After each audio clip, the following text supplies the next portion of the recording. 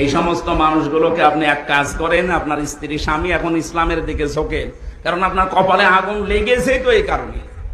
আপনি ইসলামের বাইরে চলে যাচ্ছিলেন, এখন এদিকে আসেন, উৎসাহ দেন, একটু দিন মেনে চলেন, পরবর্তীতে যদি জাতি চায় আপনাকে আবার এই জায়গায় নিয়ে আসবে। এই যে ফারুকের আজকে ওর উপদেশটা চলে গেছে, আজকে ওর উপদেশটা চলে ওই জায়গায় মাহতাব স্যারকে দিয়েছে।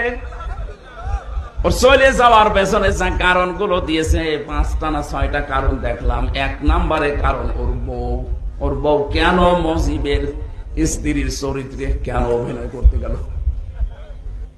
এটা প্রথম কারণ দেখিয়েছে ওনাকে তাড়িয়ে দেওয়ার জন্য। 2 নম্বরে সমকামিতা, ও প্রমোট করতো যে পুরুষে বিয়ে হোক। 3 নম্বরে ও একটা সিনেমা বানিয়েছিল, থার্ড পার্সন সিঙ্গুলার নাম্বার।